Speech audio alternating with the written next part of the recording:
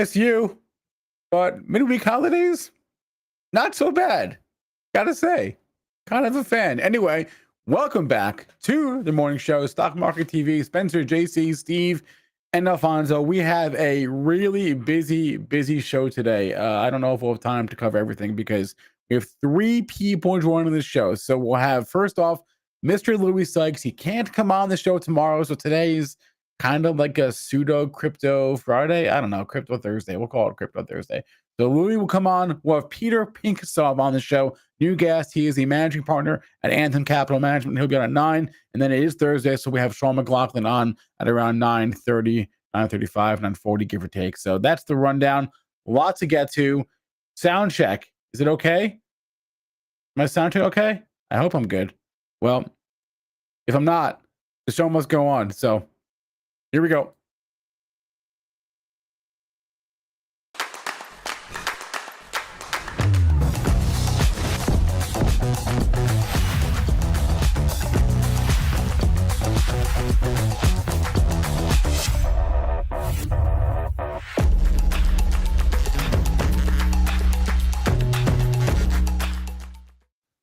All right, Steve Strazza. Hey, how we doing? Little bull market shirt, no big deal. No big deal. I've already told you, Beach JC is my favorite JC, so I'd love to see it. Spencer likes how the vase behind me matches the shirt. You know. Oh wow! Did Morgan do that on purpose for you? No, Morgan's like this morning. She's like, "You're gonna wear that shirt on your show?" I'm like, "What? You don't like it? I'm the one who bought it for you, right?" So you know, this is. I'm like, Steve wears shirts like this all the time. Yeah, well, Steve lives in Key West. He should wear those. This is the conversations that I have. You see. No. Hey, tell her we just like to have fun out here. She understands. She knows. She knows how we roll. I gotta say though, the consistency of my post-conference call hangovers. I wake up like extra tired, a little bit more mentally drained. You know, the days of the conference calls, are like my favorite days, right? Like focus on the charts, get everything together. And that was last night. And I always wake up like a little extra thirsty, like a little bit more tired. Like if I had like drank a bunch, which I didn't. Like I had a couple of glasses of wine, no big deal. But like, I'm definitely not hungover, but I feel it after the conference calls. Well, JC, it's no different from like when you do like a presentation, right? Like you get ready for the presentation, you get excited for the presentation, your body's ready, your mind is all ready for it, and then it's done and it's over. And there's like, it makes sense. Yep. Yeah. Gave the presentation, jumped on the golf cart, ran straight to the restaurant, had my prime rib. Because we drive golf carts around here on the beach. Is how we roll. It's pretty nice. Say more about that. Are the golf carts street legal? They are. They have like a special license plate that says like slow vehicle. Yeah. Something like that. Yeah, that's a very Florida thing to do. So is it a very Florida thing to do? Well, here on this island, that's how we like to roll. So Beach JC is one of my favorite JCs also. Well, just so you know, the locals don't love it. You get stuck behind, you get stuck behind these golf carts. I know these people. I have some. See here where I am on the beach, only the locals have the golf carts. Yeah, and the other locals don't love it. No, they let you rent them here too, but they're slow. There's certain roads. They don't let you rent them here, and they don't have hotels here either. So this is only locals. This is one of the things I like about Avalon. It's only locals. You don't have the riffraff that the key, we don't have cruise ships coming into our island like you do. You know what I'm saying? Like, we don't get that riffraff here. I know. All right. I'll just speak for myself then. I personally don't want to be stuck behind your slow ass street legal golf cart. It picks up kind of nice. I'm not going to lie. All right. Let's go, Seaside, Steve. This ain't Seaside. Right. All right. Yeah. I'm in a bougie island, bro. It's okay. Good. Fancy man. He's a fancy.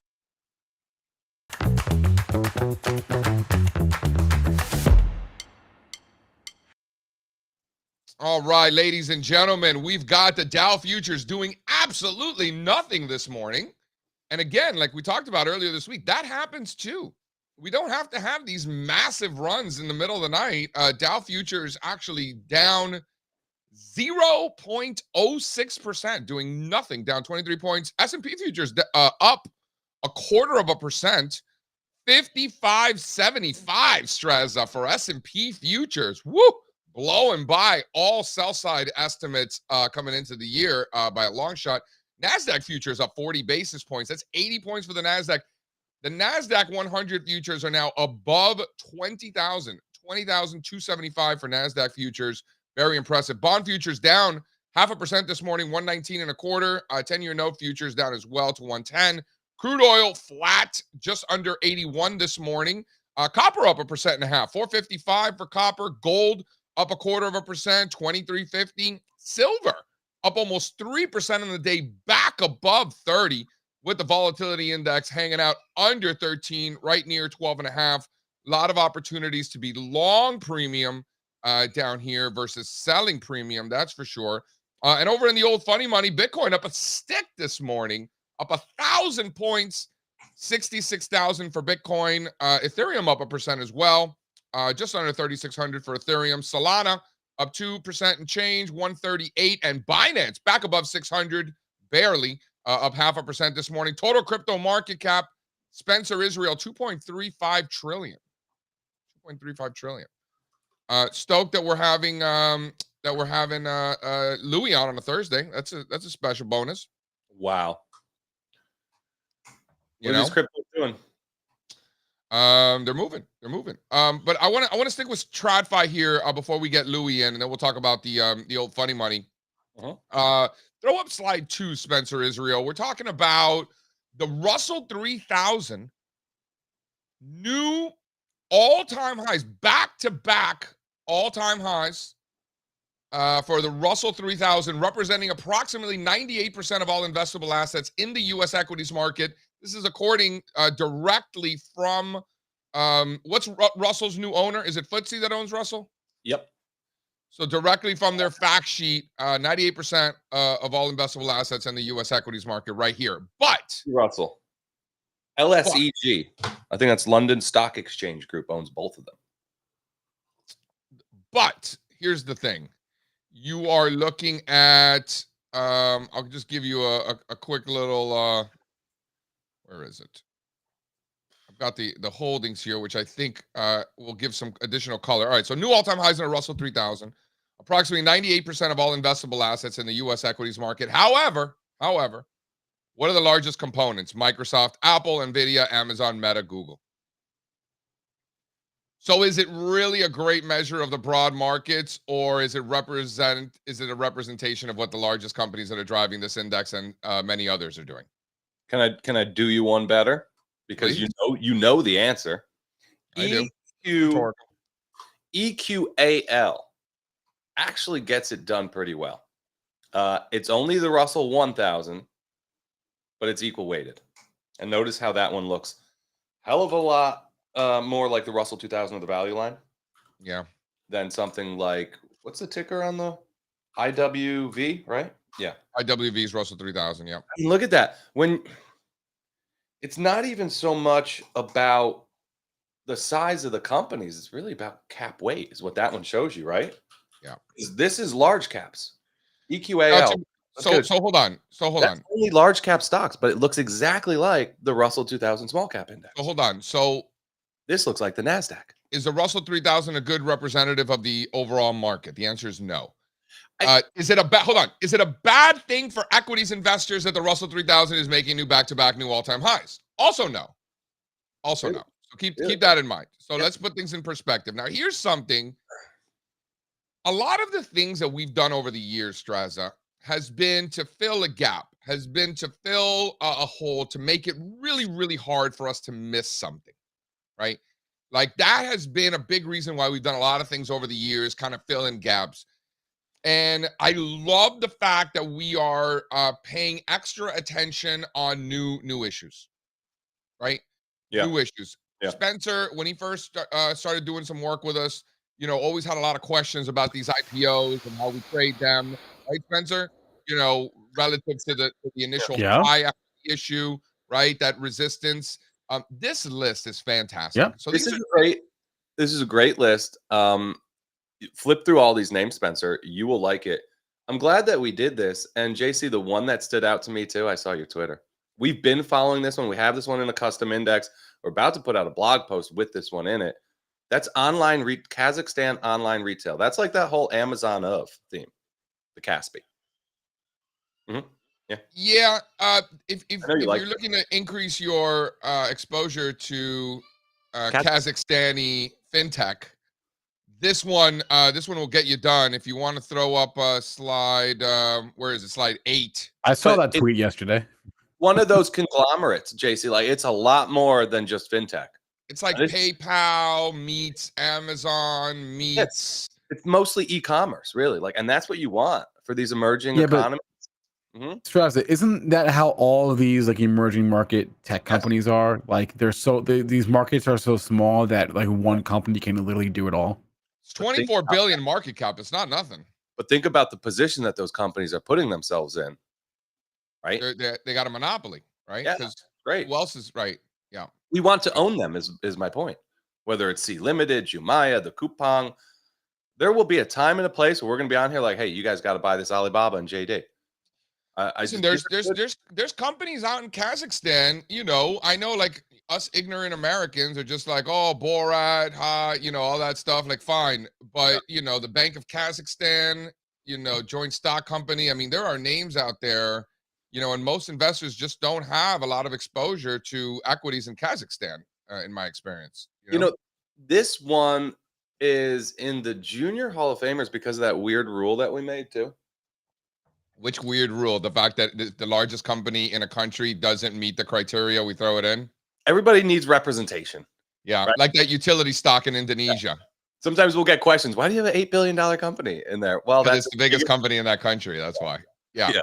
So, also, let's talk about how about Shark Ninja?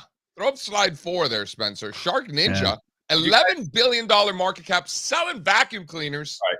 But stop. Do you guys dabble with these products? Yeah, everyone dabbles with these, Steve. I don't have a Shark Ninja. Do you? Yeah. I went with the Shark Vacuum. I'm too broke for a Dyson. Oh, I got one of those. I do got one of those. I don't use it, but no, they're good. You have one. They're second best. You can't touch Dyson. You guys know how I feel about Dyson. Dyson is incredible. I don't know how you feel about Dyson. Dude, I didn't know you had such strong emotions about your vacuum cleaners. Anybody who has had a vacuum cleaner that's not a Dyson knows just how amazing Dyson is. No one's close. No one is close. I love Dyson vacuums. Sometimes I'm in a restroom cleaning my hands, and then I get to hit the Dyson, boom, and it just dries my hands in like 2 seconds, and it just makes my day. Oh, that's Dyson. Got it. Dyson. Yeah, man. Best fans. Yeah. So JC, Dyson is like the ribeye of vacuums. It's like the Birkin bag of vacuums. It's like, I don't know. I overheard a conversation with the cleaning lady and my wife, maybe a year or two ago, and she was telling us she had to get the Shark. So we got the Shark. So we have a vacuum downstairs and a vacuum upstairs. I think we have 2 Sharks. Dude, they're really good. I know a lot about vacuums. The Shark is excellent. All right. Also in the chat, who said it? Christos. Yeah, the blenders. The Shark Ninja. We have a Ninja blender. It's fantastic. Wow. Whatever we have, she makes pesto in it. The Haitian sausage. She's always blending stuff. I think it's a food processor though. Yeah. It's a blender. Anyway. Okay. So who knew? $11 billion market cap, relatively new issue from last summer, about a year old almost. I love that gap and go. Also, Spencer, we always talk about once we exceed the high from the initial offering, right? That was right around 52. You see that? Look how the stock did after it crossed through that. Took a while, but look how well it did after that. You see that? Then you get the gap and go above the that Fibonacci extension level, right? Yeah. So we put these invisible levels of interest on our chart. It's probably just a coincidence that the breakaway gap happened right there. Definitely not. What about slide 7? So, these are new issues. These are names that are new to the market. They might not necessarily be new to you and me. Clearly, Strazza, here, our vacuum cleaner correspondent, knows everything about this company, which is fascinating to me. That's another subject, I suppose. Here's another popular one. This one, not a little guy. $180 billion semi from the United Kingdom, ARM Holdings. Obviously very familiar, obviously in the strongest industry group out there. Breaking out to new all-time highs, Spencer. Really like this a lot if we're above those former highs, right? This is a good one. It's a really good one. Yeah, UK, huh? Yeah.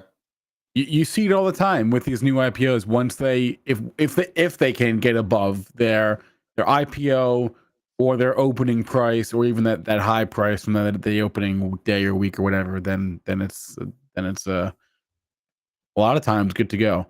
That's right. One more, Spencer. Yeah, This one more, is and then we're bringing Louis on. Yep. All right, this is one more. This is one that I've been following for a decade, probably. Going to one of these Howard Lindzen extravaganzas, with all his VC guys. Back in the day, I would be the only public markets guy, and it would be me and a bunch of founders of startups and LPs in his fund. And I remember learning about Life 360. This had to have been 10 years ago. 10 years ago, probably, maybe longer. Life 360, new all-time highs, new issue a couple of weeks ago. What is this? This is Life 360. So you don't have kids, so you don't know about this stuff, but like for families, you could keep track of like where their family members are. Yeah, so Steve, like when you give your kid a cell it's phone, an app. It's an app you download, and then it lets you track like other devices. Just share your location, dog. Yeah, you're basically sharing your location like with your parents and stuff like that. So if you know, I do that on my iPhone. Yeah, like, yeah, Mom, I'm on my way home, when I was definitely not on my way home. You can't do that anymore.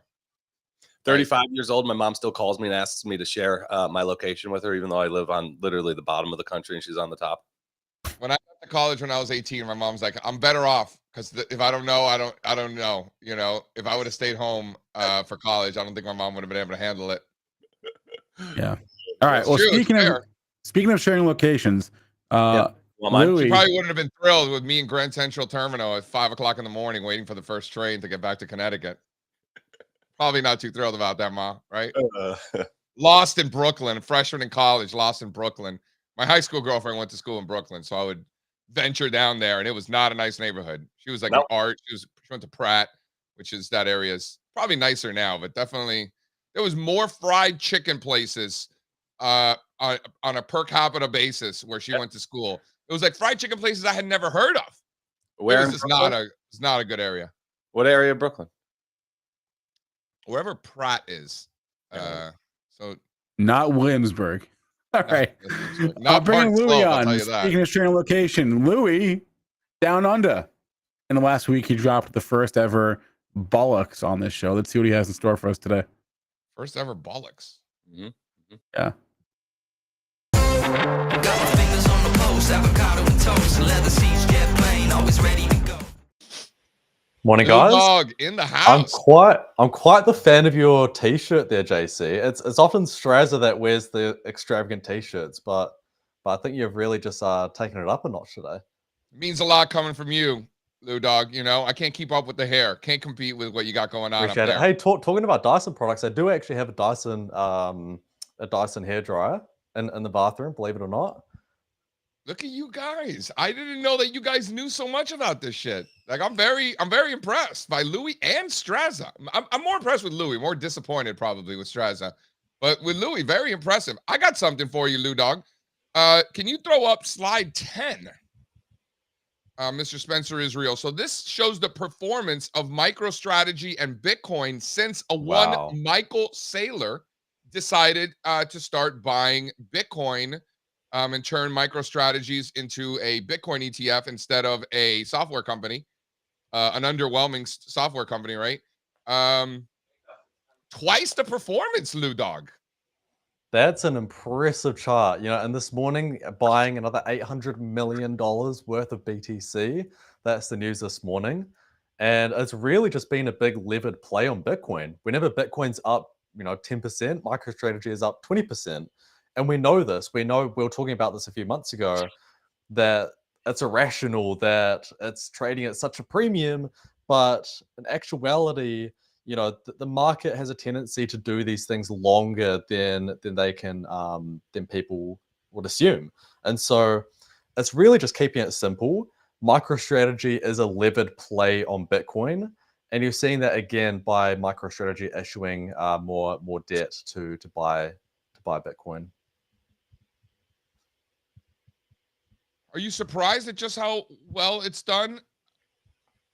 And because when we look at the math of the market capitalization of MicroStrategies, you know, we don't need to go reiterate all the math, but the market cap is substantially larger than the amount of Bitcoin that it currently owns, right?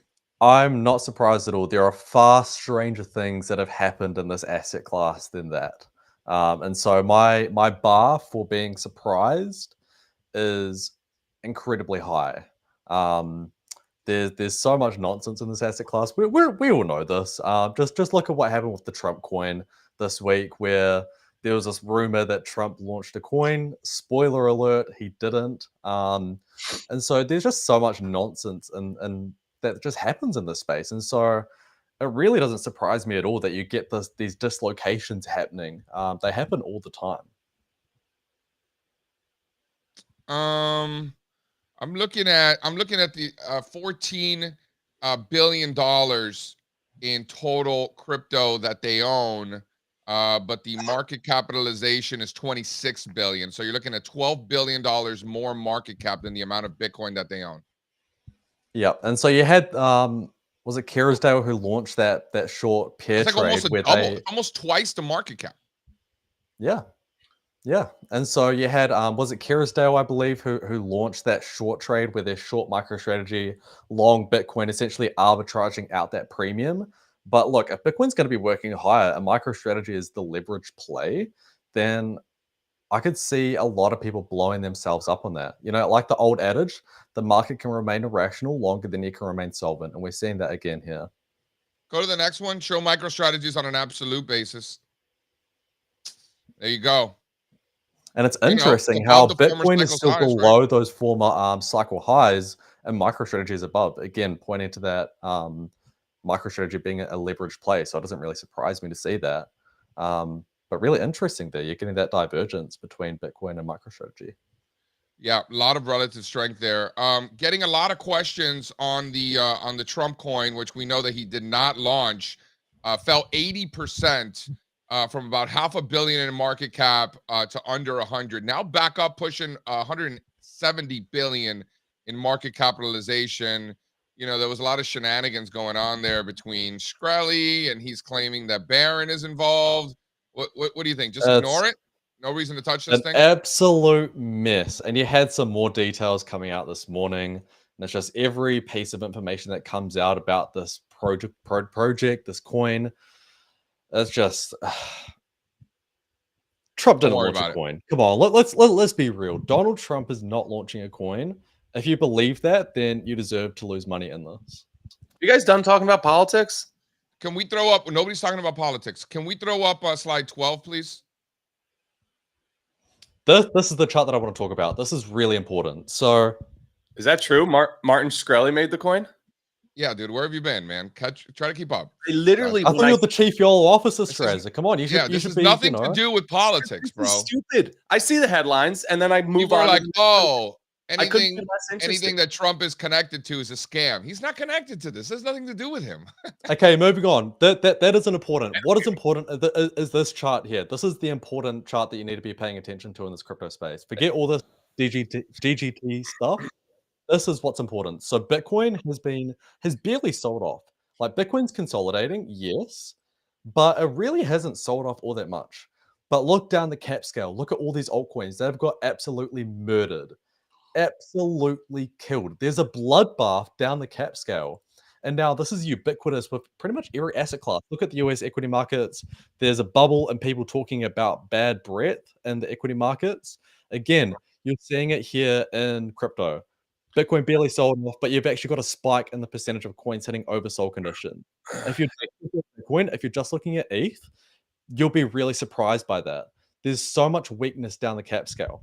Now, with that all said, what's the takeaway? How do we play this chart? How do we play this data set? Every time we get a spike in the number of coins hitting oversold conditions in a bull market, those have been advantageous areas to buy.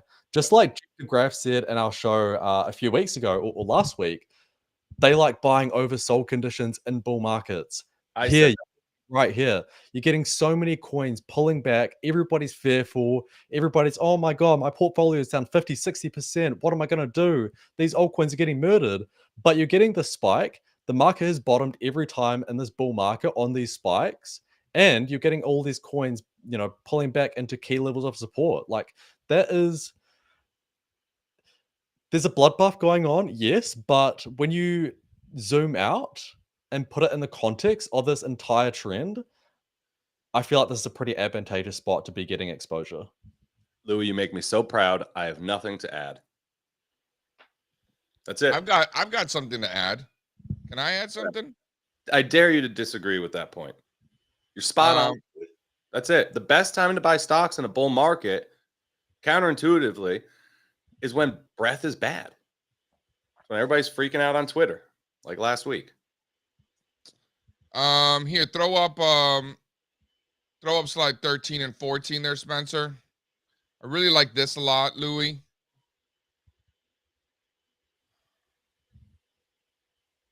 Hey, right? Diverse Insight. Go watch Chart Request Live from Tuesday. We talked all about hymns. A lot about it. I really like this a lot, Louis. Yeah, I know you've been pointing to it. We're just waiting for this breakout. To put the other look, right? I don't think it's the second one. I like this. I like it when you do this. You like it when I do this? Yep. Well, one of the things that gets lost in translation when it comes to the technical analysis is that people who don't know anything about technical analysis just assume that technicals are supposed to give you all the answers when that's actually the furthest thing from the truth.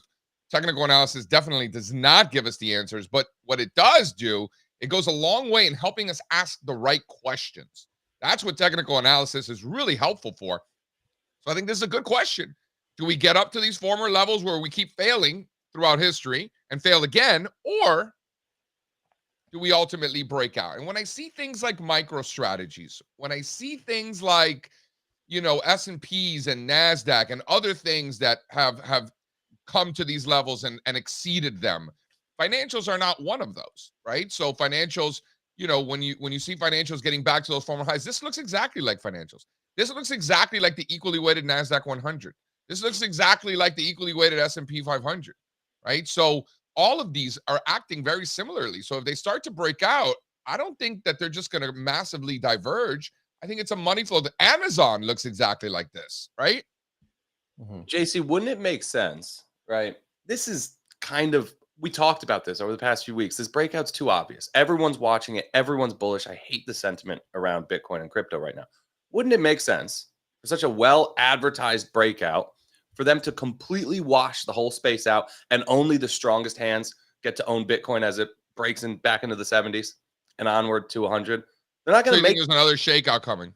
I got excited last week. We got a shakeout. It really wasn't much. I like how bad things are getting beneath the surface, but I think we would look back, and if there's just a monster sell-off in the alts and then Bitcoin goes a few days later, we would be like, yeah, that's how it happens, right? And that's a caveat. While we've got that spike in oversold conditions and we are in a bull market, so in the past those have been advantageous areas to buy. Yeah. But another element to that is just look at what altcoins have done when Bitcoin is barely budged. If we actually do get a meaningful correction in BTC, these are going to get even more decimated. And so that's just a caveat. And again, it comes back to that principle of risk management. Yes, we're getting these signals that it's a good time to be buying and potentially be adding exposure. But at the same time, you still need to be managing your risk here. I like what Alan is saying here, how all the shit coins are a scam. Whether they are, whether they're not, I'm certainly hoping that they're scams, because there's just a lot of money to be made in scams. So in a lot of these cases, I hope they are. I don't think you're right that all of them are, unfortunately. I wish that was the case because it'd be easier to make money. But no, I think there's probably some legitimate ones that make it out of here. He must be new here, JC. Nayland, welcome. Yeah, Nayland, you must be new here. Welcome. Yeah. Yeah, play the price action. That's it. That is what we do, you see. Yeah. Hang out. Yeah. We are, first of all, we're not qualified to know whether it's a scam or not, right? Like I don't have those kind of skills to be like, oh, that's a scam. That's not. I have no idea. Line go up, I'm in. Line go down, I'm not. But JC, right? Whether or not it's a scam has nothing to do with our goals and objectives for these things. No, it's like gold miners. Like, I hope it is a scam, right? You know, like if I own a gold miner, I want them to be the biggest scam artists in the world. I don't know whether they are or not, right? Well, we're not back here writing, reports about building a forever portfolio of meme coins, right, Louis? These are trades. These things are not investment vehicles, they are trading vehicles. Right. Thank you. That's a very key distinction. See, someone who might be new here, Diverse Insight thinks that you need trust in order for people to buy these shit coins. First of all, I don't push anything. Wait, hold on, guys. Just to be clear, again, you must be new here. We don't care. Hold on. I don't care what other people do. I don't have to push anything. If you make money on the meme coins and they end up being frauds, do you have to give the money back? Nope. Okay. I'm good then.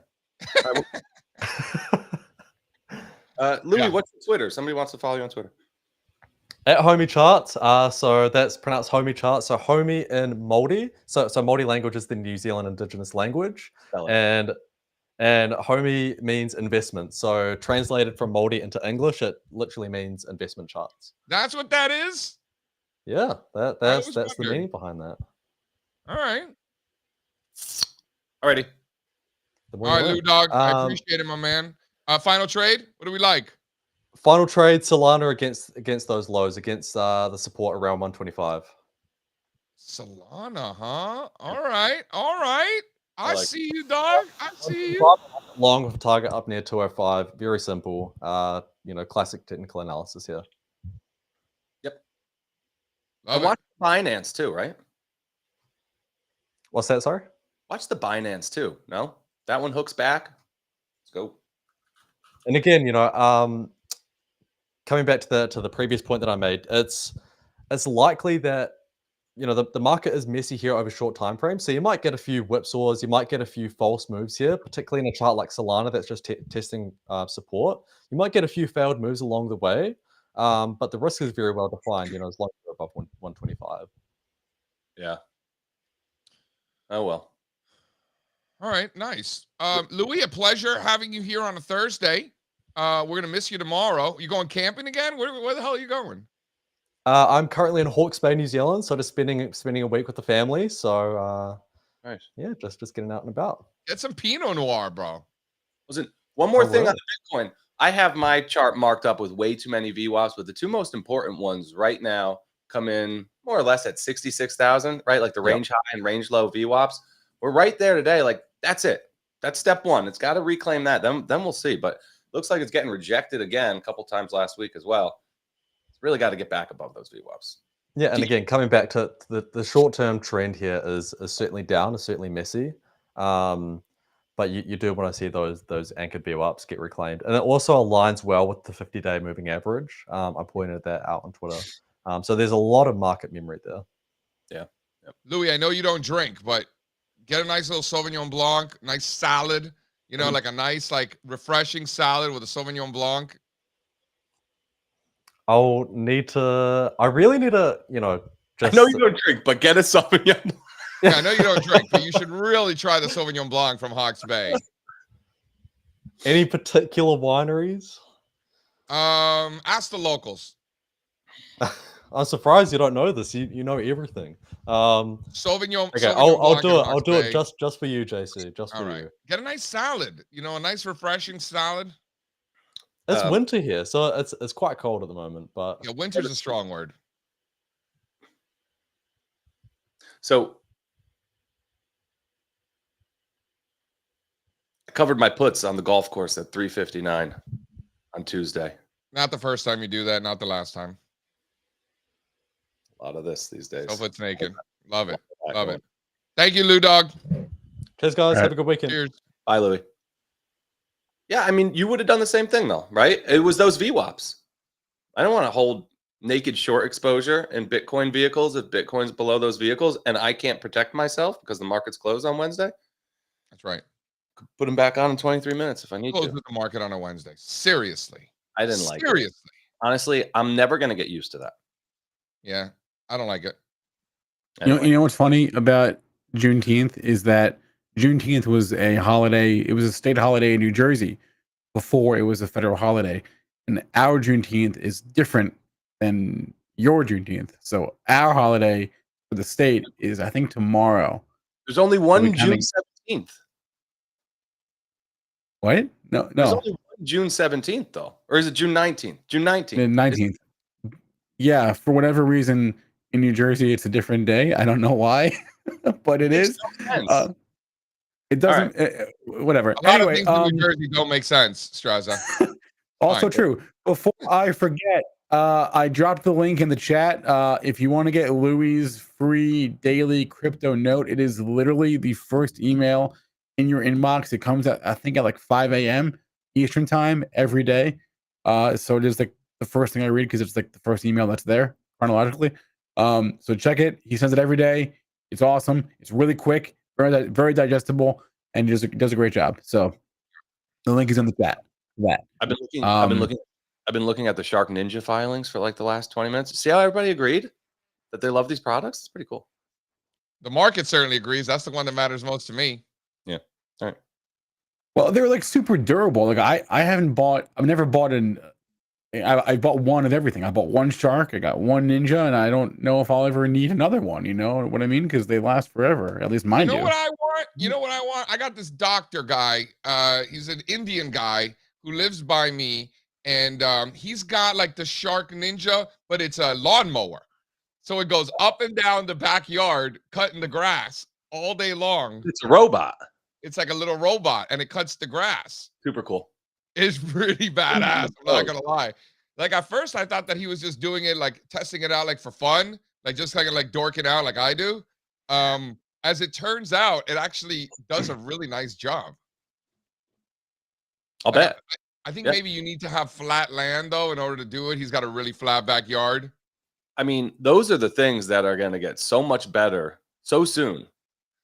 I know, Right? but what if you don't live like my backyard isn't flat? Yeah, they're going to have to figure it out. Technology. They baby. go uphill. I don't know. Listen, if Okay. cars drive people around, they better be able to mow our lawns. Right? It's true. That is true. That's true. If you can move humans around, you better be able to cut the damn grass. That's true. It's a good point. Are you toe dipping software yet? Yeah, we're in. Yeah, to say the least. Nice. I'm looking forward to speaking with Peter. Talk a little TradFi. I'll be honest, I don't know where he is, JC. He's we emailed, we tweeted, we DM'd, and emailed, and maybe he is not, maybe he's sick today. I don't know, but all right, no I don't know worries. where he is. But we'll try to reschedule.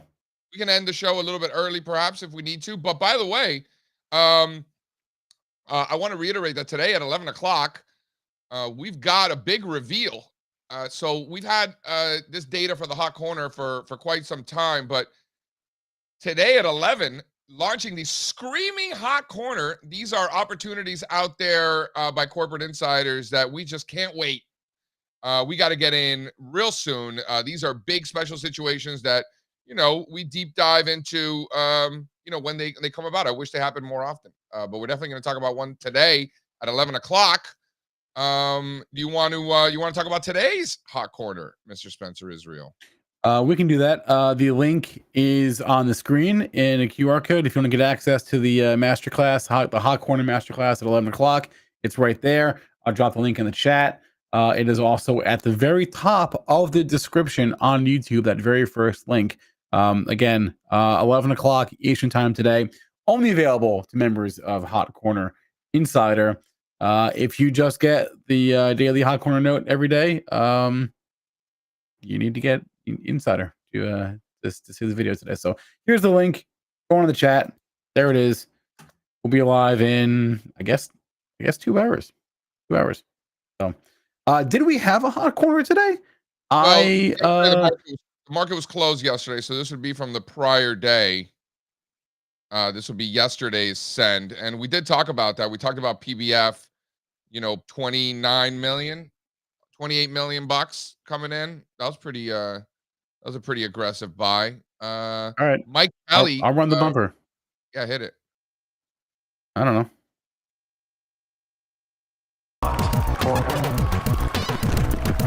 So hot right So Mike Kelly, who's a representative out in Pittsburgh, Pennsylvania, stepping in, buying Cleveland Cliffs, CLF. I like that. You like that move? Well, I mean, I don't have an opinion on Cleveland Cliffs, but I like when a congressman from a specific area of the country buys industry from that area of the country, right? That's So exactly the guy, right. So this one, because guy from Pittsburgh and Pittsburgh Cleveland are is neighbors. buying a to each steel other. stock, right? Where'd you learn that, Spencer? Yeah, absolutely. That's right. Yep. I really like that a lot. And Cleveland and Pittsburgh, I mean, I've made that drive a bunch of times. I made that drive way more times than one would ever What? expect. Why? Yeah, it sounds great. Well, I mean, I have too, but it's random for you. the Dolphins were playing the Steelers on Monday night, and the Hurricanes were playing Pitt on Saturday on the same weekend. So I flew to Cleveland, gave a presentation at the CMT Association, drove to Pittsburgh, met my dad in Pittsburgh. We went to the game on Saturday. Miami won.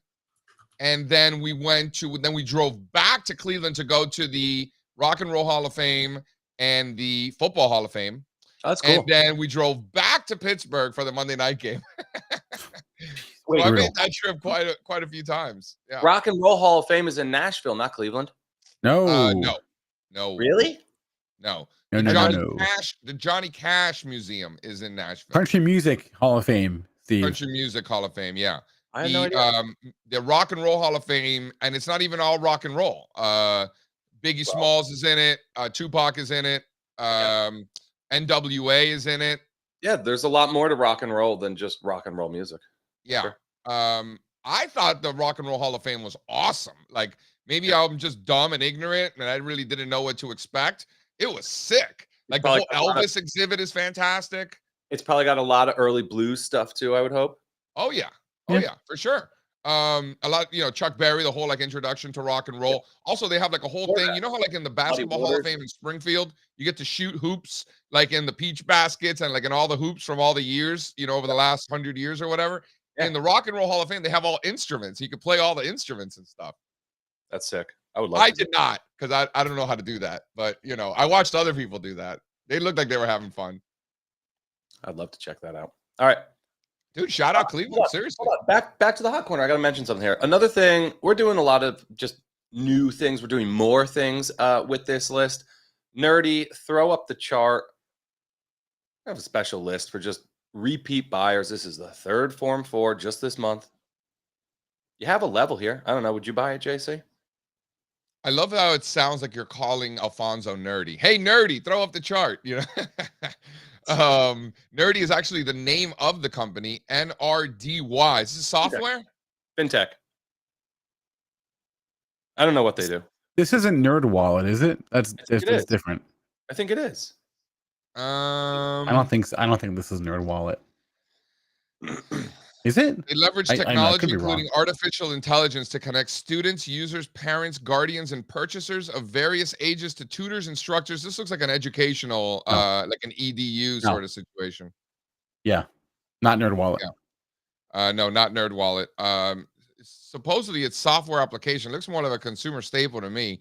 Wow, look at this. It's just a real piece of crap is really what it is.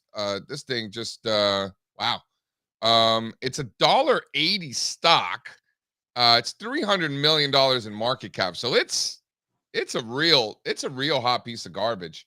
You really like this down here? No. We're going to put this one on our list. That base will complete one day. The trend will be higher and we'll be all over it then. I've seen this or it goes to zero, and it's somebody else's problem. Yeah, but the insider buying it stands out here. I don't know. We'll see. Insider buying like this, probably not going to zero, at least, not right now. So this is the CEO buying $670,000 worth of stock, but there's been a few filings. Yeah. Here, I could tell you who else was buying. This was a SPAC. This was one of those shitty SPACs from COVID, from post-COVID. Yeah. I know this type. Spencer Israel's got like post-traumatic stress disorder. Sometimes I'd check in. I like to check in on the SPACs. Just every couple weeks. It feels like you're like maybe kind of like those people you knew in high school that you didn't really like, but you hung out with them and check in on them a little bit. You do that? Well, I'm saying, I mean, not with the people, with the SPACs. Yeah. Yeah. Yeah. So the CEO bought some in March. There's just a lot of purchases in this name going back to. Seems like he regrets all those purchases. I mean, they've just been accumulating down in this range really since June of 2022, all around the same prices too. So we'll throw it on our list and we'll see what happens. But no, do I like it here? I mean, I think you could trade it against these lows, maybe catch a quick move, but no, I don't really like it here. It's not for me. Looks like Zoom, looks like Peloton, looks like Teladoc, looks like all the stocks that you're right, JC, are slowly heading to zero. So Zoom's a zero, Peloton's a zero. I think all of those pandemic businesses, I think they were zeros years ago. It's taken the market a long time. Moderna, or that's a different animal. I think, dude, people knew Peloton was probably a zero, what, 2 years ago, 3 years ago? Yeah, but the people, the shorts were afraid that it would get acquired. That's right. Like Apple would buy Peloton. Remember that was a big thing. Yeah. Right. But they've done so poorly for the past few years now. They've basically destroyed their brand value. Yeah. I don't know. Acquisition at this point, they should have been looking to sell themselves in 2020, 2021. I think they were, just nobody wanted them. Well, there you go. Meat is Bill talking about DJT's a SPAC. DJT is most definitely a SPAC. I mean, listen, not every SPAC is terrible. But let's just remember that if you have to SPAC instead of a traditional IPO, there's probably a reason for that, right? There's probably a reason why you need to SPAC. And it's usually not because the company is so great. They're rarely like, oh, we're doing so well and there's so much demand for our stock that we're going to SPAC. That's not how that works, right? So in one of my chart platforms, I have a bunch of foreign tickers. Also, there are times when indexes, in this case, have the same ticker as an individual stock, right? And when you call them up, if I type in DJT, for example, the default is to pick the US listed equity security. So now every time I type in DJT every morning, I get the Trump SPAC, right? Instead of Dow Transport. So I was able to go in, you reprogram it back to the Dow Transport. I know. Like for how many years was I trying to look up Deutsche Bank and I would get butter futures, Yeah. Yep. That was really annoying.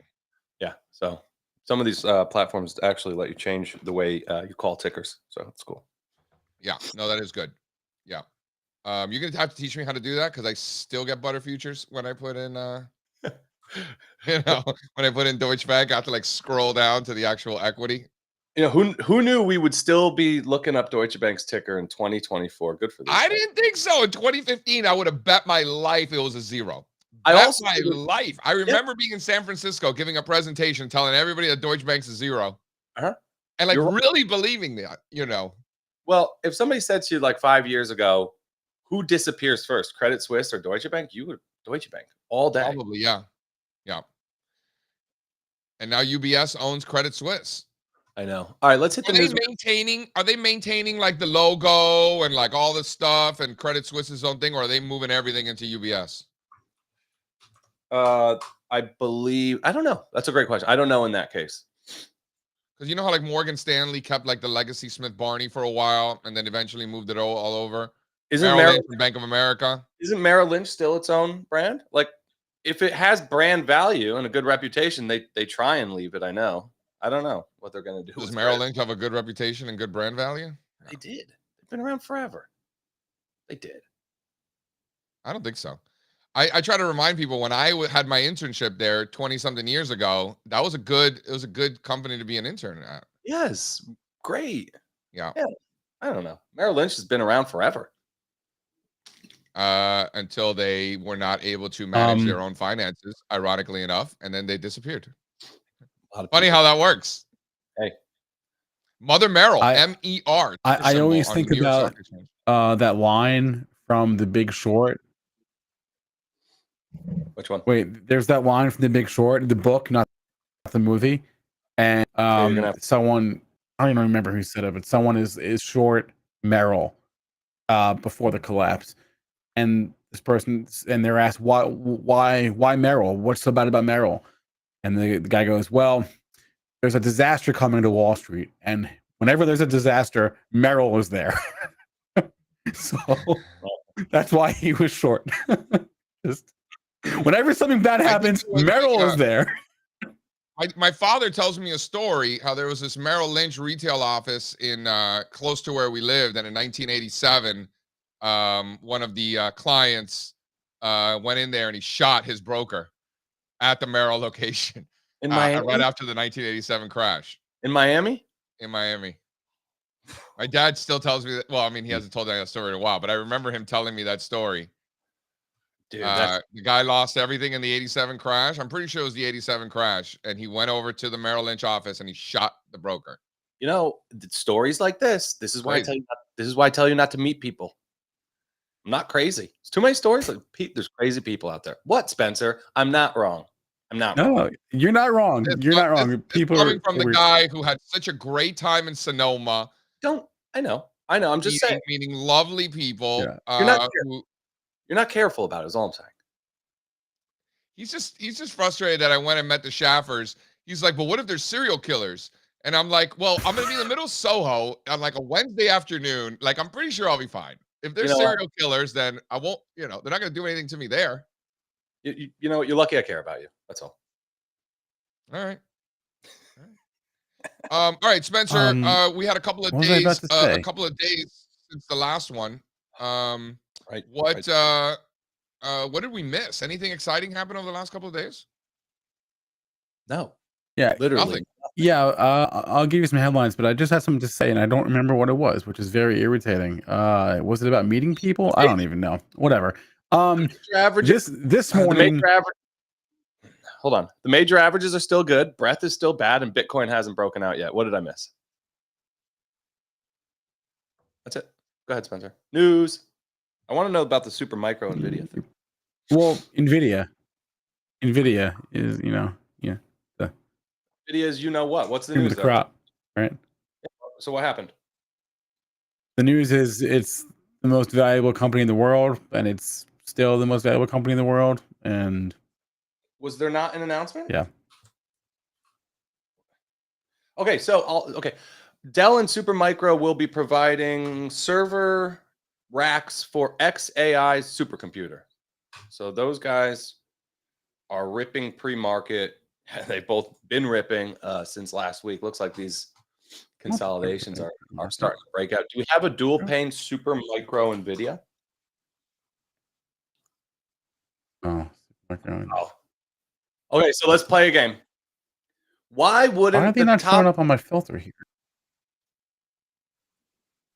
Spencer, you okay? Yeah, I'm good. Can I talk about these charts? Thank you. All right. So JC, why wouldn't the top one end up Yeah, go looking ahead. more like the bottom one? Hasn't that been the case off of the 2022 lows?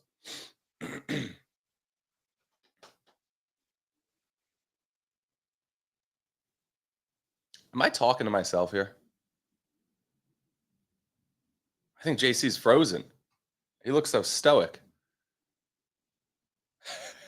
Fonz, you want to come on and talk to me?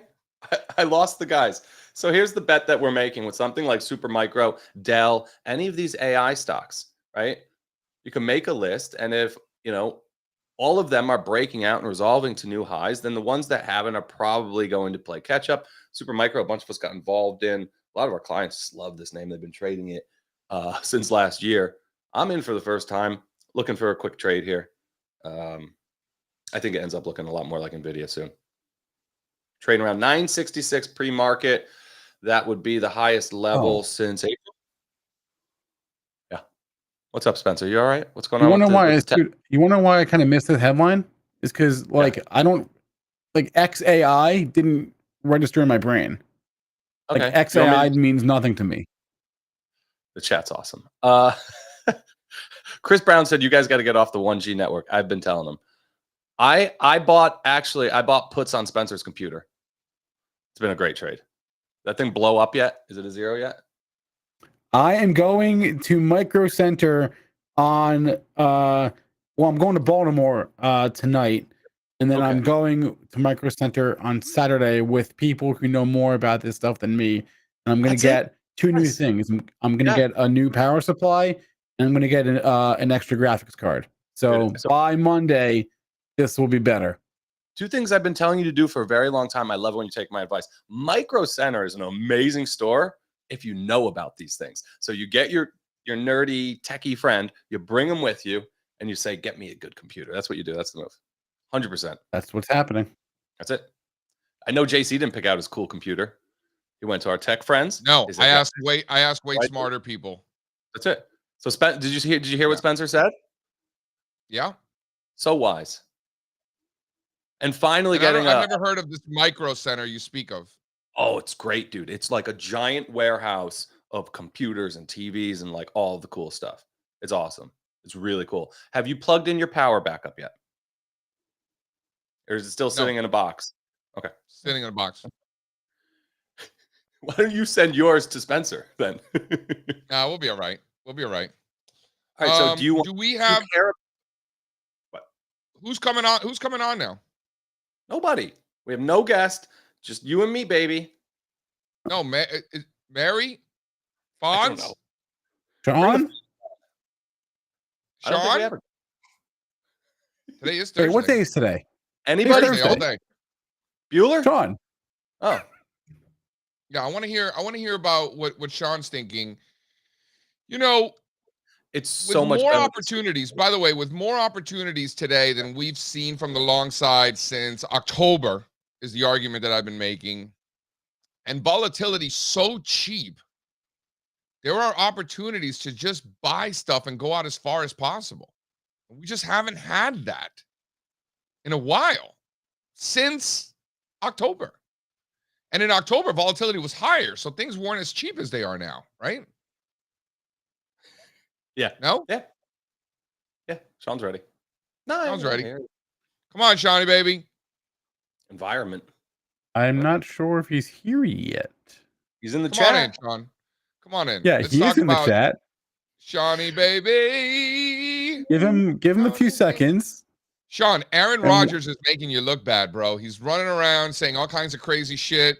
You better be careful, man. You look way too much like Aaron Rodgers. You know, someone might. What is he doing now?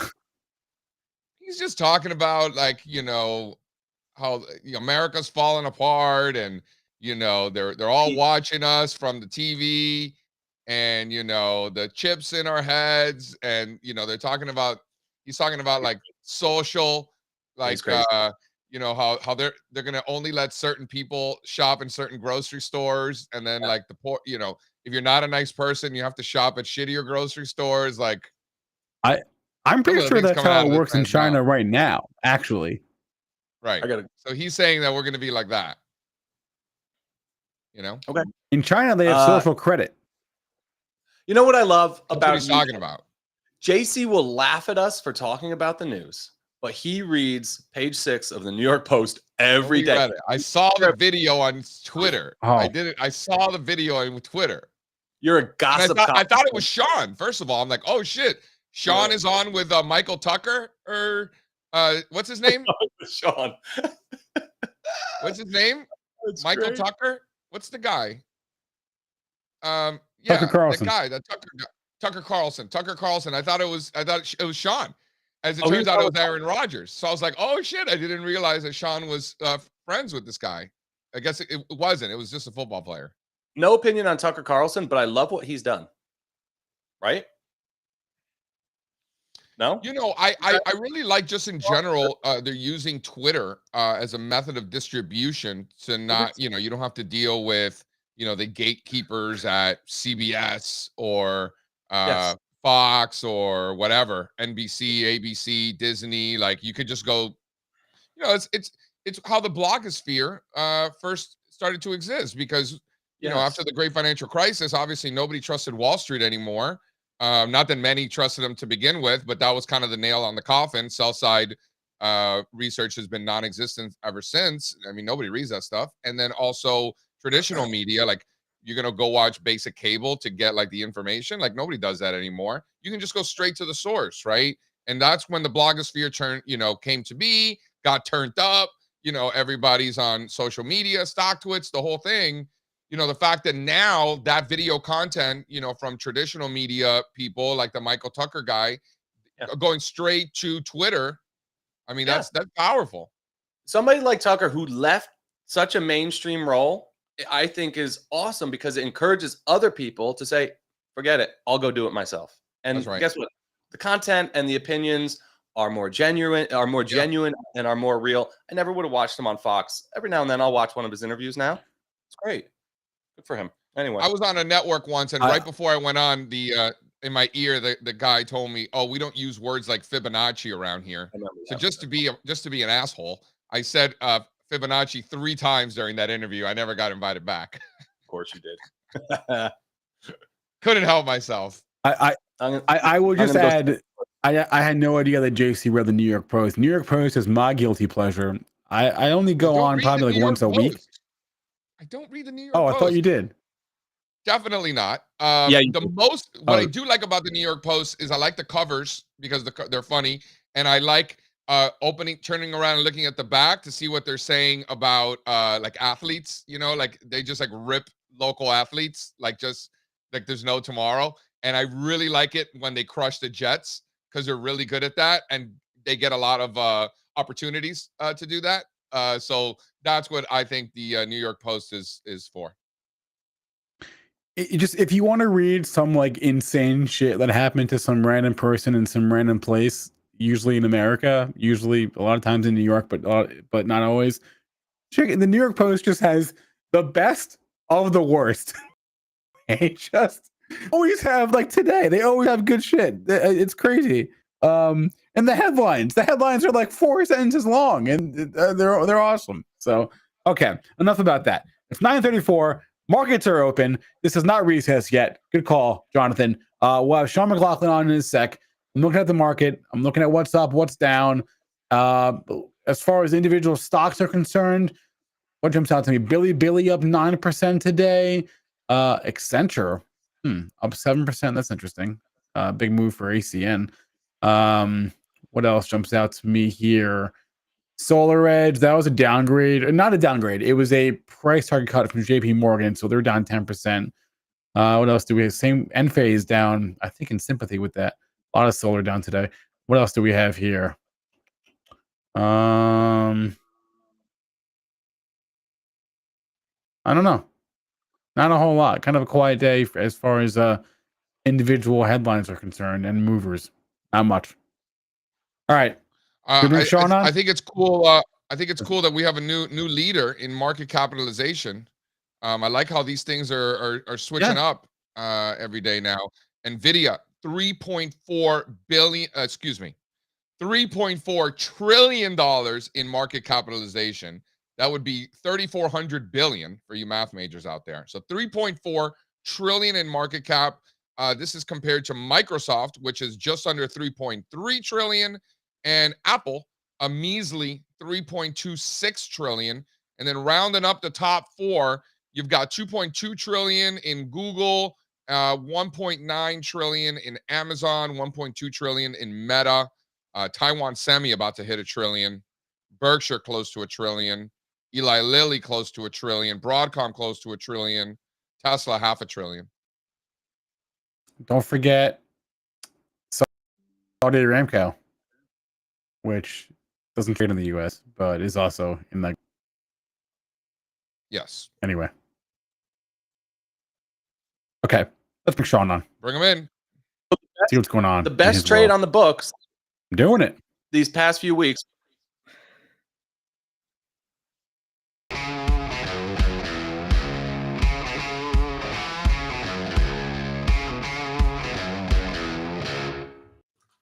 Shawnee baby. Gentlemen, and I What's up, use that man? term loosely. I really did think it was Sean there talking with Michael, what's his name? Tucker Carlson. And it was Aaron Rodgers. So I'm just saying, he's saying some crazy shit. So just be careful, Sean, because there's going to be some crazy people coming up to you being like, we're not China, bro. And you're like, going to be like, I know. Sean, tell him to stop. Listen, my brother is a MVP, Super Bowl MVP, future Hall of Famer. I got no problem with people associating me with him. All right. You got better hair, though. Yeah. Is he still playing for the Jets, or what's his story? I don't even know. Playing for the Jets is a strong word. He is officially on the roster. Let's see if he can make it longer than a possession this season. We'll see. I'll take the over. I was just watching. I just saw a highlight today, totally random, but 5 years ago, the Miami Miracle, where there was like against New England at the end of the game, there was like 3 laterals the guy scored. Just random. Just came up for some reason. It came up my Twitter feed this morning, and I was like, "Oh, JC would like this." Yeah, you know, even when the Patriots had their great teams, Miami beat them a lot. You know, those division games are always interesting, right? Josh, I see your comment about the ayahuasca. Yeah, that shit scares me. That's intense. No thanks. Thank you, but no thanks. I appreciate I've never done any drugs, so I feel like now's probably not a good time to start. No. You know what I mean? Like if I had done a lot of drugs in my life, then what's the difference? But I've never. Yeah, JC, you're in your 40s and you got 3 kids. It's not a time to begin new bad habits. Yeah, I don't think I'm gonna do drugs. I've never done any of these weird desert drugs. Sounds interesting though. I mean, I actually watched a documentary on practice. ayahuasca once, and my takeaway was the experience includes hours of intense vomiting. Oh, No gross. thanks. Yeah, I'm not trying to do that, dude. Because you're No poisoning thanks. yourself at the end of the day. All right. Speaking of poisoning yourself, we've got the Dow futures flat on the day. S&P not doing much, up a little bit. NASDAQ not doing much, up a little bit. Bonds getting the crap kicked out of them. Commodities up across the board. Crypto not doing much either. So Dude, that's not true. That's not true. Crypto is doing a lot of things. The best trade on the books the past few weeks, while Bitcoin's been 10-15% drawdown, look at these Bitcoin miners. Look at every single one. hey, we're not talking about Bitcoin miners. I said crypto is not doing much, and it's That's not. crypto. So if there's an umbrella of I don't crypto, understand why you get so Bitcoin defensive. miners, Every time I tell you crypto's not doing anything, you're like, but these miners. Yeah, nobody's talking about the miners, bro. it's a part These of are crypto. $1 billion nothings. These are irrelevant. JC, when did you start watching tick charts? Because I'm looking at a chart of TLT, and that doesn't look like shit getting kicked out of it. Bang, Today, tell them. I mean, maybe if I was 30-year looking at a bond tick futures- chart 30-year and see it bond down futures- $1 in the last hour, okay, fine. but- 30-year bond futures are down a full percent. That's a big move for the bond market, particularly when the stock market is not doing anything. I mean, Yeah, that's a big move for the bond market, Sean. you Oh, you use. must be looking at different charts. He just used some. He uses some elaborative terms and phrases when talking about the bond market. Is that fair, JC? Yeah, I'm looking. I mean, look, I don't look at all the bonds you guys look at. I look at the TLT. That's really the only chart I care about, and that thing just looks dead in the water. Nothing happening, up or Down down. 1.2%. That's a big move for the bond market, especially when the stock market isn't doing anything this morning. Why are you guys fighting me on this? Big I love deal. Listen, if you don't own these Bitcoin miners, I'm sorry. Holy Na- shit. Back to the The Bitcoin. Nasdaq's up or down at 1% every day. Why is 1% in the bonds that matter? Who cares? Because it's not the stock market, Sean. It's the bond market. Like, yes. Strazza, throw up a 1-year chart of TLT and let's look at this thing. I Jeez mean, Louise. Who cares? There's nothing going on there. Stuck in a range. It's been between 88 and 99 for 4 months. It ain't doing anything. Who cares? Stop embellishing these bond market moves. I know. Jeez. He's like trying to scare people into bonds or something. I don't know what's going on. But he's scaring anybody. It's a big move for the bond market today. You're That's becoming it. the stock market isn't doing a damn You're thing. becoming the James and bonds are Altucher down of 1% bond and a quarter. scaring techniques. Sean, sometimes I feel like my co-host is like a headline writer for CNBC. I Here know. we go. He's Couldn't doing think of a more ayahuasca. depressing job. He's doing ayahuasca with James Altucher. No more Whatever ayahuasca. happened to that guy? He went fucking crazy, what you're doing with this bond nonsense. Bond nonsense down 1.25%. It's a big move. Jeez. No, it's not. Please. Who cares? Sean, talk to me about this lack of volatility, because we're finding more opportunities from the long side than we've seen since October is what, I keep noticing. both buying of breakouts and buying these dips. The difference is in October, volatility was much higher. So you couldn't just blindly, for the most part, just go out there and buy call options going far out. So how are you thinking about that? In the environment that we're in right now, the best indicator I have is not volatility. It's not the indexes. It's not sector performance. It's my own portfolio. And my own portfolio has been sending me a lot of mixed signals over the last 3 weeks, which tells me that this is neither a time to be aggressively bullish or aggressively bearish. We have to be tactical. We have to pick our spots. And if anything, I'm erring on the side of adding a little bit more short exposure to balance my mostly long portfolio. That's where I'm at right now. When Strazza and I headed into the Flow show earlier this week, he was upset that I made him find me a short idea. But that's where I'm at. No, I said, for you, I get it. I entertained it. We found a nice short, I think. It's just hard. We did, and it's working well. Because this, to me, is the exact moment when we want to be pressing the gas and looking for longs. Get a little bit of a corrective wave. Breath is terrible. People are afraid of this bad breath. Especially when there is well-defined risk. Like something Strazza keeps pounding the table on is, buying the weakness in these uptrends. But I would add to that, buying weakness in uptrends with very well-defined risk parameters. You're seeing look at regional banks, for example, getting back down to the lows from the year. Momentum's never gotten oversold. I think there's opportunities there. Yep. Look at industrials. Industrials, they tried to knock them down on Friday, made new 4-month lows last week, came back with a vengeance. Look at the trannies, same thing. Let's remember that all of the trannies are in the industrial sector. So all the stocks in the Dow Jones Transportation Average are industrial stocks, which I know can get very confusing. But let's remember what that is. So the weakness that we've seen in industrials and transports for quite some time. I also want to reiterate that Uber has been part of the Dow Jones Transportation Average since February. Uber, both in the S&P industrial sector and in the Dow Jones Transportation Average. I have a funny feeling they kicked out JetBlue and added Uber. I have a funny feeling that they're going to switch other traditional transportation stocks with transportation stocks that are really software and other technology. Strazza, you feel me? Yeah, but what else is there? This is just Uber. There's no other winners in this group. They're not putting Lyft in. No. You don't think that there's going to be more tech transportation added to the Dow Transportation Average? They don't exist yet.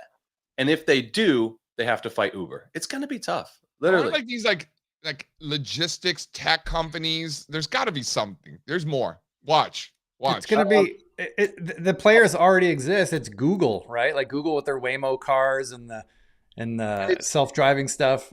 And you're right, JC. It's stuff like XPO Logistics. I almost went and worked for this company after college. They're really interesting. They're basically a tech company. That's, I think, the kind of company that you're talking about. But I think, aren't they already in XPO? Yeah. Yeah, I hear you. There's going to be more tech in everything in the future. The point I'm making is I wouldn't want to compete with Uber. Good luck. The companies that are slowly finding out how hard it is. XPO not in the Dow Transports right now. So yeah, that's one that should probably get added. That's a techie transport, but it's only 12 billion, right? I don't know. Yeah, but there's some other smaller companies in the transports because these companies just don't scale to 3 trillion. I want to see some shippers and tankers in the Dow Transports. That's where the strength is in this group right now. They got to add some of those, but again, they're all tiny. So they're also tiny. So is Uber a sell now since it got added to that index? I mean, it certainly looks like it. No. Sell strength? Nope. I don't think so. I don't think so. I like. You don't think they top ticked that one? Nice try. They did top ticket, Sean. Yeah, Uber peaked in February when it got added to the transports, but we're now. But you think that's it? That's it? That's the top tick, and it's already had its pullback, and now it's just basing and another leg higher. Probably. I mean, that was a good move, down from 80 down to 65-ish, 64. Yeah. Nice job. Nice job, trannies. So I have a prediction to make You know how Let's hear like it. you know how these stocks they get added to the S&P 500 and like that bid just comes in, they start ripping. Remember last year, Sean, when we were long Uber and Yeah. like getting bid up, everybody's like they're going to add it to the S&P 500. Palantir, it should already be in. They're next. I see this JC, how long has he been momentum. pounding the table on this company? Who, me? Yeah, and you haven't been wrong, to your credit. You have not been wrong. You know what I like about it? It's one of those names that like really sensitive people don't like, and they let their, politics and their emotions get in the way of a good trade. You know how I like those names? Palantir's one of them. Yeah, like you love the DJT, same reason. Same but thing. the Tesla. big difference, this is a Tesla. good business. Big Yeah. difference. Yeah, they're going to have to add them. I don't know when the next, thing is, probably sometime before the end of this year. Wasn't it November last year we found out? What's the market cap on Palantir? Ooh, I haven't looked at that DJT in a minute. It's lost 50% in the last 3 weeks. Yeah, hot garbage. It's I'm not- moving. It's been moving with the blue chip meme tokens, like Doge and Shiba. So And part of that relative weakness group for sure. no Ravi, no one can. And I used to literally be responsible for their books. And I would ask questions, even back then. I would ask lots of questions. Even as the accountant, black box. That's like the new modern definition of a moat, right? If no one even knows what the hell they do, it's a pretty good moat. They're in. Like they are so in. It's fantastic. So anyway, I don't know, and frankly, I don't care. I think as long as the trend is at our backs, this is one they have to own. And then Phil in the chat makes a great point. Coinbase also. But here's the problem with Coinbase. They're going to have a tougher time getting in because they flip-flop from highly profitable to highly unprofitable in crypto bears. So if I was the S&P 500 committee, honestly, I would want to see how they do through the next crypto bear market before adding them. That's probably the move they'll make. They got to show that they could remain profitable or at least, not collapse financially during a crypto bear. So we'll see. Just quick little rundown. Dow futures now up 100 points. That's a quarter of a percent. S&P futures up 1/3 of a percent. NASDAQ futures up close to 1/3 of a percent. Bond futures still getting the crap kicked out of them. Down almost a full percent here on the 30-year bond futures. Oil up almost 1%. Back above 81. Copper up 2%. Pushing 460. Gold up 0.5%. 2360. Silver up almost 3%. Back above 30. Just an FYI. Bonds still down dramatically this morning. What a sell-off! And You're a freak. It's like a carnival barker. Oh man, and cryptocurrencies, nothing happening there at all. Nothing at all happening in cryptocurrencies this morning. You've got Bitcoin flat under, pushing 65,000. Really a disappointment. Ethereum also down 0.5%. 35.40. Solana flat on the day at 135. Binance back under 600. Nothing at all happening in cryptocurrencies. However, in the miners themselves, to Strazza's point, looking much different. You got Riot up 2.25%. You got Marathon up almost 2%. You've got IREN. IREN is actually down 1%. It was up earlier. And then the Wolf up almost 4% on the day. So I'm liking that action move in in the Wolf. miners themselves. I'm liking that move in Wolf. That's a hard trade that we put on last week, and I like these hard trades. Definitely. Yeah. PLTCO interview with Sarah Eisen coming up in the next hour. I remember having dinner with Sarah Eisen recently, and it was like me, Barry Ritholtz, like Passarella, like Josh Brown, Batnick, and like it was like Sarah Eisen, and she was probably wondering, why am I here? What am I doing here? And she was so nice, and she was like nice, quiet, but she was definitely wondering, like, Is what she the hell am a I doing? Bloomberg reporter? I know the name, but I can't place where she works. Yeah, I think so. Michael Santoli, it was like a good dinner, but like it was funny. She was definitely wondering, how did I get stuck in this dinner? Right on. She's CNBC, but whatever. Okay. Are you sure? Right on.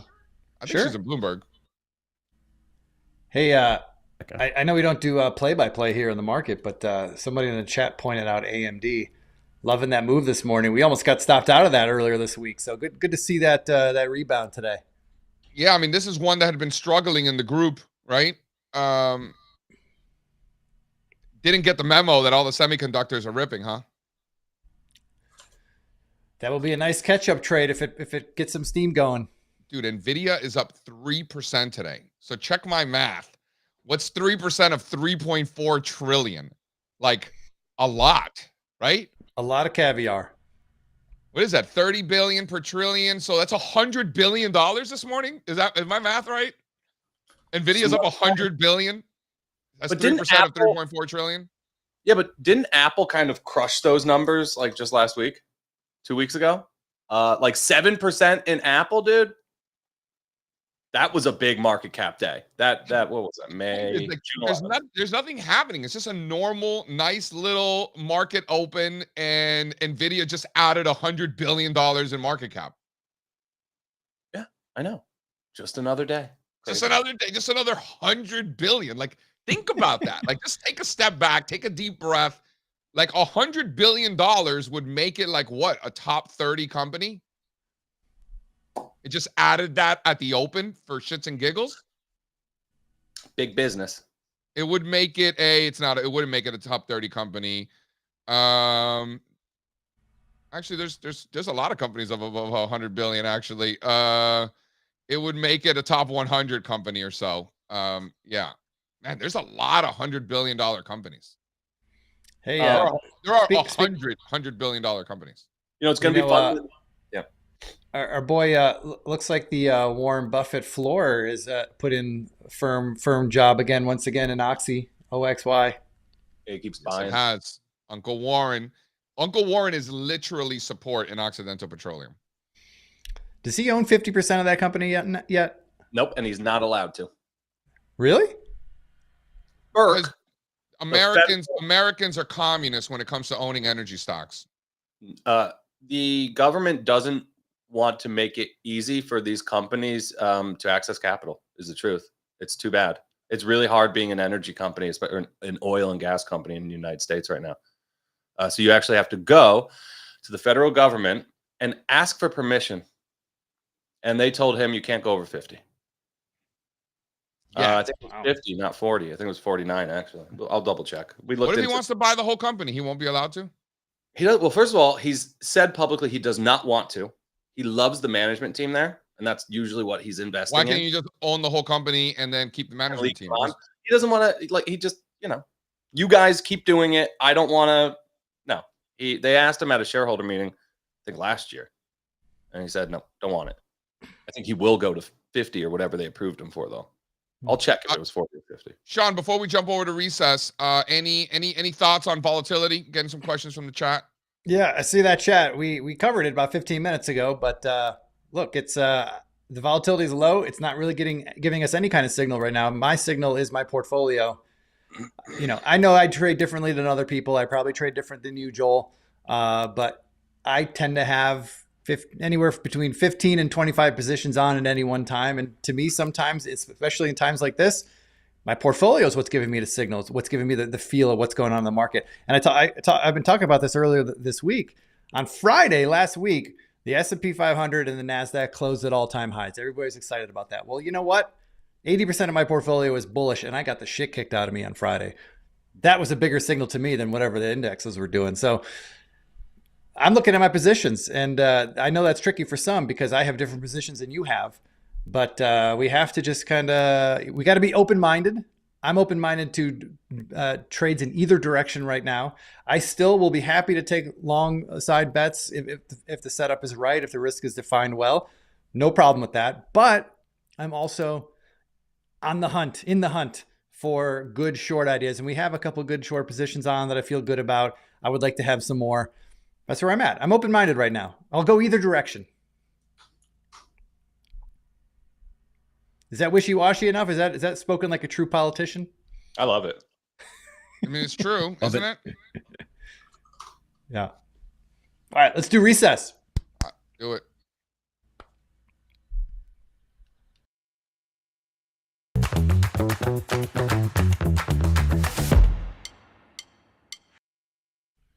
I just want to give a shout out to the prime rib.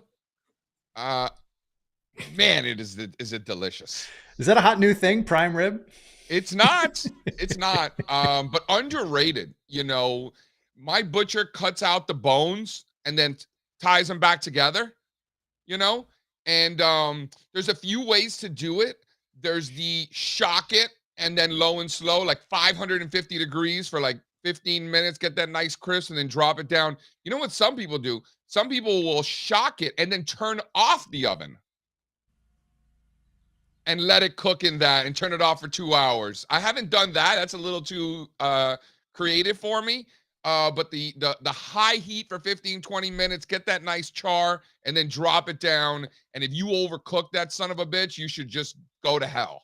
Like, they're expensive though. So you really can't screw it up. Like, it's like $200 for like a, you know, I mean, it's a lot of meat, but still, it's not cheap. So you really can't screw it up. Or that's a major bummer. My mother-in-law has screwed it up, and that was a major bummer. So you don't want to do that. You want to slather it with butter on the outside, like just, you know, that Irish butter, you know, slather it, you know, put the Good salt stuff. and the pepper. You know, I like to get different herbs, chop them up real nice and lather them all over there. I really like to do that. Yeah. Shout out prime rib. All right. My recess is, you guys know it's baseball season. I'm assistant coach for my son's baseball team. Last week, the coaches, we all decided we had to nominate 3 players from our team to the All-Star game. And the coaches, we all decided, you know what, let's let the players decide. And we held a vote. And proud dad, my son was the top vote getter on the team to represent our team in the All-Star game. I'm very excited. Well, he's the ace, isn't he? He's the ace. He's been pitching. Oh, he he's should killing make it. the He's All-Star doing team. great. And yeah, he's going to be pitching in the All-Star game. I'll actually get to see it this year. Last year, Strazza knows, my son pitched in the All-Star game last year, and we were in Asia. I didn't get to be there. I was really bummed about it. But this year, I'll be there. I'm excited. That's awesome. That is awesome. That it really is awesome. We got to do like a Zoom call. I got to teach him a few pitches. Dude, he would love it. He you know what my son does? He also loves to play wiffle ball. And him and his buddies play a whole bunch of wiffle ball. And they watch all these YouTube videos of how to throw all those crazy pitches that have weird names. Like, he's all into that. Good. Some of them you got to go sidearm. Yeah. Yeah, he's doing all of it. Risers. Oh, yeah. Nice. That's good. How old is he now? He'll be 10 next month. Amazing. Mine are barely able to walk. So. They'll be running soon. So, actually, you got to be careful. I want to talk about the Warren Buffett ownership percentage. There's something in the chat saying it's 29%. It was over 30% last year. You have to be careful. The data vendors that put out some of these insider filing information are just way off. They're not including the warrants in that number. So he owns like $20 billion right now. 225,000 or 225 million shares. So it's in the 30s. It's well into the 30s, probably almost 40%. We'll calculate it and put in our next note. I'm seeing 38.25%, but I got to double check that. It's a lot more than 29 is the point. No, and not over 50. No, you can't go over 50. It's close to 40 right now. All right. Big event today at 11. I'm looking forward to it. This is Strazza's, like, you know, this is the Strazza show, and I'll be Lil Jon. I'll just be like hooting and hollering in the back. I'll believe it when I see it. Sir, Okay. I'm going to go get ready for it now. What? What? All right, that's our cue. Time to go. We'll see you guys there. All right. Adios.